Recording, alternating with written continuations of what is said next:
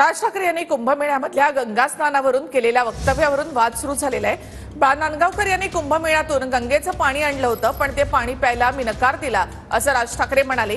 यावरून भाजप नेत्यांनी राज ठाकरेंवर निशाणा साधलाय। सगळे प्रश्न हिंदू धर्मालाच विचारणार का असा सवाल मंत्री नितेश राणेंनी केला, तर जितेंद्र आव्हाडांनी मात्र राज ठाकरेंच्या वक्तव्याचं स्वागत केलंय। कुंभमेळ्यातल्या गंगा स्नानावरून राज ठाकरेंनी केलेल्या वक्तव्यावरून वाद सुरू झालाय। मनसेचा 19वा वर्धापन दिन पिंपरी चिंचवडमध्ये साजरा करण्यात आला। या कार्यक्रमात राज ठाकरेंनी कुंभमेळ्यातल्या गंगा स्नानावरून एक वक्तव्य केलं। अनेकांनी अंघोळ केलेलं गंगेचं पाणी मी पिणार नाही असं राज ठाकरे म्हणाले। राज ठाकरेंनी बाळा नांदगावकरांसोबत झालेला एक किस्साही सांगितला। गंगेच्या प्रदूषणावरूनही राज ठाकरेंनी टीका केली। ते आमचे बाळा नांदगावकर इथे त्या ह्याच्यातनं घेऊन आले, काय ते छोट्याशा कमंडलूमधनं पाणी घेऊन आले। म्हटलं मी नाही पिणार।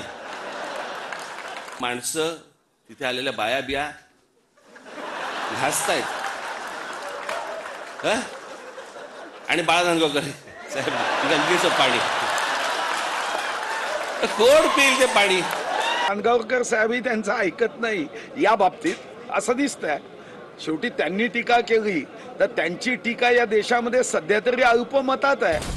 अंधश्रद्धेतून बाहेर या असं आवाहनही राज ठाकरेंनी कार्यकर्त्यांना केलंय। मध्ये राज कपूरनी चित्रपट पण काढला, लोकांना वाटली झाली गंगा साफ, त्याच्यात वेगळीच गंगा। लोक म्हणाले अशी जर गंगा साफ असेल तर आम्ही पण आंघोळ करायला तयार आहोत।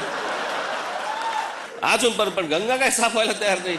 सगळ्या श्रद्धा अंधश्रद्धेतनं बाहेर या जरा, सगळ्यातनं डोकी हलवा नीट। सगळे प्रश्न हिंदू धर्मालाच विचारायचे।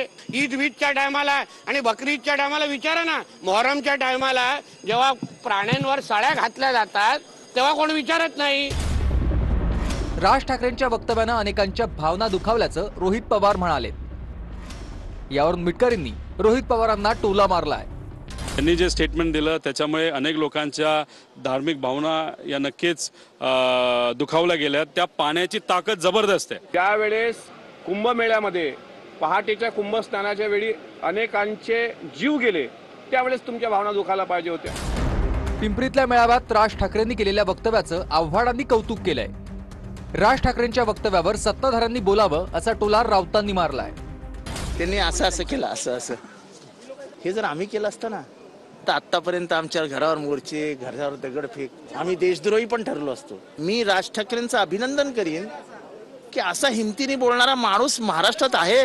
मत लागते सगळं बोलायला। बिंदास बोललेत राज ठाकरे, जे मनात येते आणि ते अनेक भारतीयांच्या मनात आहे। त्याच्या डेअरिंगला सलाम आहे। राज ठाकरेच्या डेअरिंगला, वक्तव्यामध्ये त्यांनी दाखवलेल्या हिमतीबद्दल त्यांना मानाचा मुजरा। आता राज ठाकरे यांच्या जागी अन्य कोणी नेता असता, समाजवादी पार्टीचा असता, काँग्रेसचा असता, किंवा शरद पवार साहेबांच्या राष्ट्रवादी काँग्रेसचा असता, किंवा आमच्यापैकी कोणी असतं, तर या विधानावर भारतीय जनता पक्ष, मिंदेंची सेना यांनी थैथाट केला असता। राज ठाकरेंच्या वक्तव्यावर स्पष्टीकरण देताना मनसे नेत्यांची मात्र चांगलीच अडचण झाली आहे। या विषयावरती त्यांच्याशी तुम्ही मला वाटतं 30 तारखेला कदाचित ते बोलतीलच गुढीपाडव्याला, कारण त्यांच्या मनामध्ये माझ्यापेक्षा वेगळ्या भावना असू शकतात काय बोलायचं ते, त्याच्यामुळे ते बोलतीलच किंवा मध्यंतरी कधी तुमची भेट झाली तर ते निश्चितपणे बोलतील।